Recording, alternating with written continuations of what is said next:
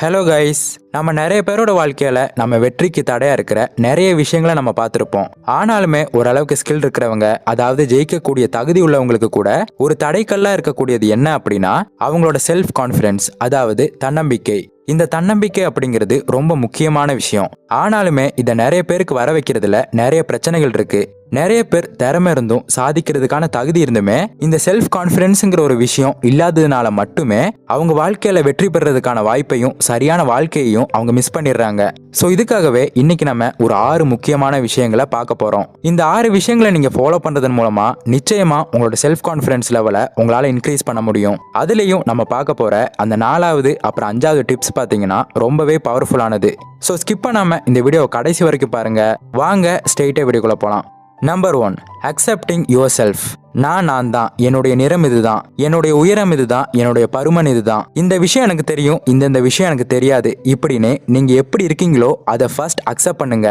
நான் இப்படி இருக்கிறதுமே ஒரு அழகுதான், அது வெளி தோற்றமா இருக்கணும்னு அவசியம் இல்ல, உள் தோற்றத்திலயுமே நான் அழகுதான் அப்படின்னு நீங்க நம்பணும். ஏன்னா நம்ம ஒவ்வொருத்தங்களுமே ஒரு யூனிக்கான பர்சன் தாங்க. இந்த மாதிரி நம்ம யூனிக்கா இருக்கிறதுனால தான் இந்த உலகம் இவ்வளவு அழகா பிரதிபலிக்குது. ஸோ நமக்குள்ள இருக்க நல்ல விஷயங்கள் என்னங்கிறத நம்ம பிரதிபலிக்க ஆரம்பிக்கணும். அதுக்கு என்ன பண்ணணும்? நாம நம்மளை நம்பணும். நம்ம கிட்ட இருக்கக்கூடிய நல்ல விஷயங்களை மட்டுமே நம்ம புரிஞ்சுக்கணும். இதை முதல்ல பண்ணாலே போதும், நம்மளோட செல்ஃப் கான்ஃபிடன்ஸ் லெவலை வேற லெவல்ல இன்க்ரீஸ் பண்ண முடியும். அடுத்ததா நம்பர் 2, டிசைர், அதாவது விருப்பம்.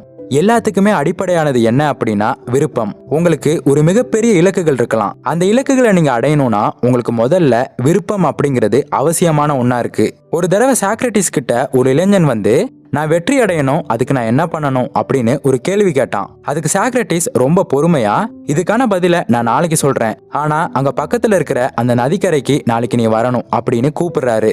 அடுத்த நாள் காலையில சாக்ரட்டிஸை பாக்குறதுக்காக இந்த இளைஞனும் அந்த நதிக்கரைக்கு போறான். அப்ப சாக்ரட்டிஸ் வந்து, நீ இந்த நதிக்கரையோட நடுப்பகுதிக்கு வரணும் அப்படின்னு கூப்பிடுறாரு. சோ 2 பேருமே அந்த நதிக்கரையோட நடுப்பகுதிக்கு போறாங்க.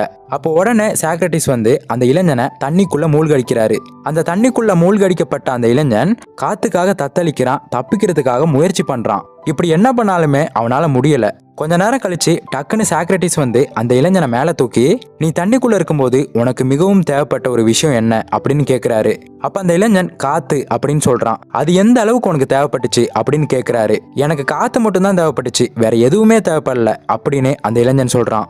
நீ வெற்றி அடையணும் அப்படின்னா உனக்கு அந்த வெற்றி அப்படிங்கிற ஒரு விஷயம் மட்டும்தான் உன் நினப்பு பூரா இருக்கணும் அப்படின்னு சொல்றாரு சாக்ரட்டிஸ். இது தாங்க டிசைர். ஒரு பிடிவாதமான விருப்பம் தான் நீங்க நினைச்ச இலக்குகளை உங்களை சீக்கிரமா அடைய வைக்கும். சோ உங்களுக்கான ஒரு விருப்பத்தை தேர்ந்தெடுத்து அதை மட்டுமே ஃபோக்கஸ் பண்ணுங்க. இதன் மூலமாவும் உங்களோட தன்னம்பிக்கையை உங்களால உயர்த்த முடியும். அடுத்ததா 3வது, உங்களோட இலக்குகளை நீங்க படிக்கணும். நாம நம்மளோட இலக்குகளை அடையணும் அப்படின்னா அந்த இலக்கை பத்தின விஷயங்களை நம்ம தெரிஞ்சுக்கிறது ரொம்ப அவசியம். அது மட்டும் இல்லாம அந்த இலக்கை அடையிறதுக்கு என்னென்ன வழிகள் இருக்கு அப்படிங்கறத தெரிஞ்சுக்கிறதும் ரொம்ப அவசியம். ஏன்னா எப்பவுமே நமக்கு தெரியாத விஷயங்கள் கண்டிப்பா இருந்துகிட்டே இருக்கும். அந்த ஒரு விஷயம் தான் நமக்கு என்ன வேணுமோ அதை அடைய விடாம தடுத்துக்கிட்டு இருக்கோம். சோ உங்களுக்கு தெரியாத விஷயங்களை நீங்க தெரிஞ்சுக்கிறதுக்கு முயற்சி பண்ணணும். உங்களுக்கு தெரியாத விஷயங்களை நீங்க தெரிஞ்சுக்கிறதுக்கு முயற்சி பண்ணும்போது, அதை பத்தின நிறைய விஷயங்களை நீங்க படிச்சுக்கிட்டு இருக்கும்போது நிச்சயமா நீங்க அந்த இலக்கு அடையிறதுக்கான வேகம் அதிகரிக்கும். அடுத்ததா நம்பர் 4, பாசிட்டிவ் ஆட்டிடியூட். ஆட்டிடியூட் அப்படிங்கிறது ரொம்ப முக்கியமான விஷயம். அதாவது மனப்பான்மை அப்படின்னு சொல்லுவாங்க. வாழ்க்கையில உங்களுக்கு நடக்கிற விஷயங்கள் எல்லாமே வெறும் 10% தான். ஆனா அந்த 10% விஷயங்களுக்கு நீங்க எப்படி ரியாக்ட் பண்றீங்க, அதுக்காக நீங்க என்னென்ன விஷயங்களை செய்றீங்க அப்படிங்கிறது தான் மீதி இருக்கக்கூடிய 90%.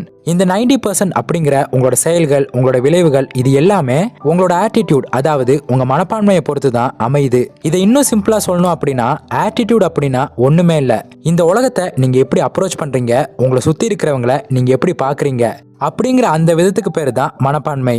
ஹார்வர்ட் யூனிவர்சிட்டியில நடந்த ஒரு ரிசர்ச்ல என்ன சொல்றாங்கன்னா, ஒரு மனுஷன் நிறைய விஷயங்களை சாதிக்கிறான் அப்படின்னா அதுக்கு அவனோட 85% ஆட்டிடியூட் தான் முக்கியம். மீதி இருக்கக்கூடிய வெறும் 15% தான் அவனோட டெக்னிக்கல் ஸ்கில் அப்படிங்கிறாங்க.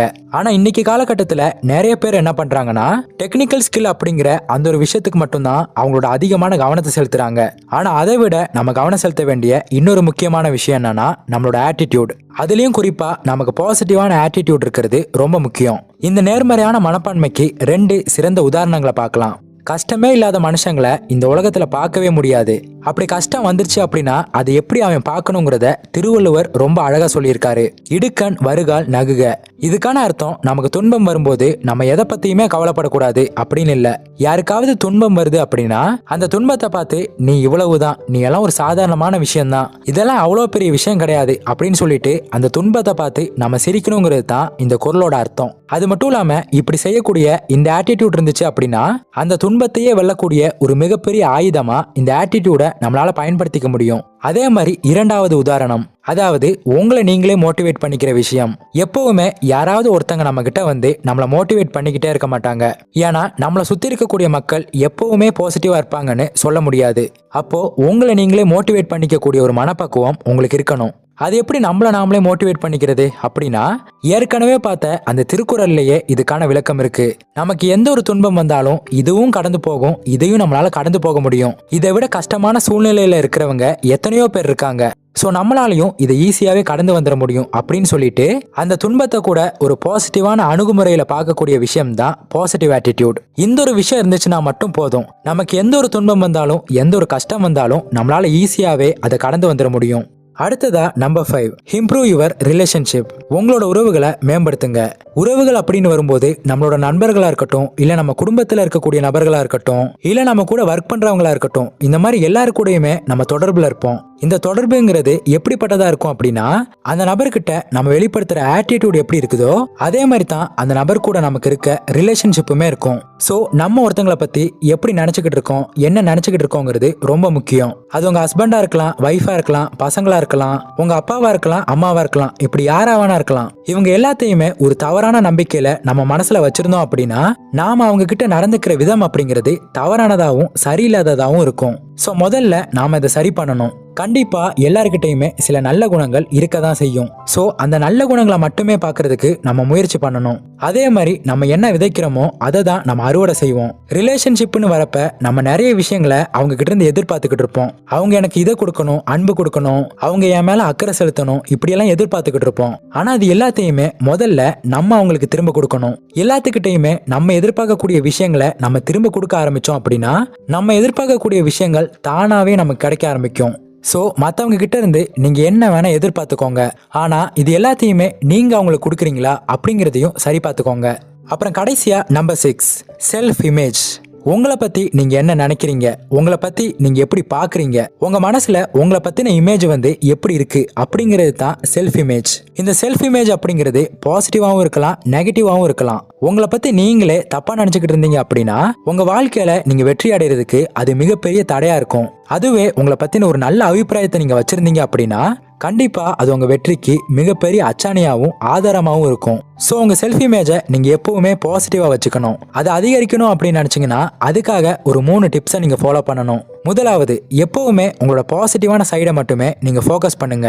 நம்ம வாழ்க்கையில வெற்றியும் வரலாம், தோல்வியும் வரலாம். ஆனா எப்பவுமே நம்மளோட தோல்விகளை பத்தியோ இல்ல நெகட்டிவான விஷயங்களை பத்தியோ நம்ம பண்ணக்கூடிய தவறுகளை பத்தியோ நம்ம அதிகமா நினைச்சு குற்ற உணர்வை ஏற்படுத்திக்கிட்டு இருக்கோம். அது மட்டும் இல்லாம நம்ம கிட்ட எவ்வளவு விஷயங்கள் இருந்தாலுமே அது நடக்கலையே, இது நடக்கலையே அப்படின்னு சொல்லிட்டு புலம்பிக்கிட்டே இருக்கோம். ஸோ இந்த விஷயங்களெல்லாம் தூக்கி போட்டுட்டு பாசிட்டிவான விஷயங்களை மட்டுமே நினைக்க ஆரம்பிங்க. அதுல மட்டுமே ஃபோக்கஸ் பண்ணுங்க.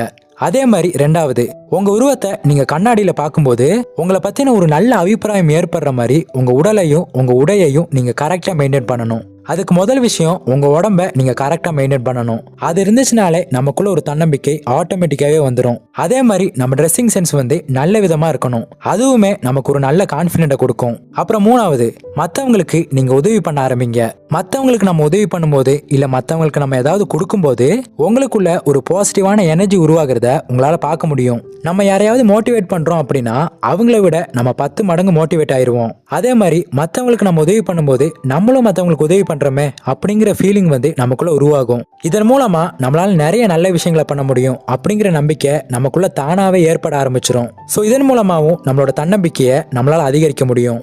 ஸோ அவ்வளோதாங்க. இந்த 6 விஷயங்கள் உங்களுக்கு நிச்சயமா பிரயோஜனமா இருக்கும் நம்புறேன். இந்த விஷயங்களை கரெக்டாக ஃபாலோ பண்ணுங்க. ஒருவேளை இதை புரியாதவங்க திரும்பவும் இந்த வீடியோ ஃபுல்லாக பாருங்க. நிச்சயமா உங்க வாழ்க்கையில ஒரு மிகப்பெரிய மாற்றத்தை உங்களால பார்க்க முடியும். ஸோ இந்த வீடியோ உங்களுக்கு யூஸ்ஃபுல்லா இருந்திருக்கும் நம்புறேன். அப்படி யூஸ்ஃபுல்லா இருந்தா இந்த வீடியோக்கு லைக் பண்ணுங்க, உங்க ஃப்ரெண்ட்ஸ் அண்ட் ஃபேமிலி மெம்பர்ஸுக்கு ஷேர் பண்ணுங்க. அப்புறம் மறக்காம நம்ம சேனலை சப்ஸ்கிரைப் பண்ணிட்டு பக்கத்தில் உள்ள பெல் ஐக்கானை கிளிக் பண்ணிக்கோங்க. இன்னொரு இதே மாதிரியான யூஸ்ஃபுல்லான இன்ஃபர்மேஷனோட உங்களை வந்து மீட் பண்றேன். தேங்க்ஸ் ஃபார் வாட்சிங்.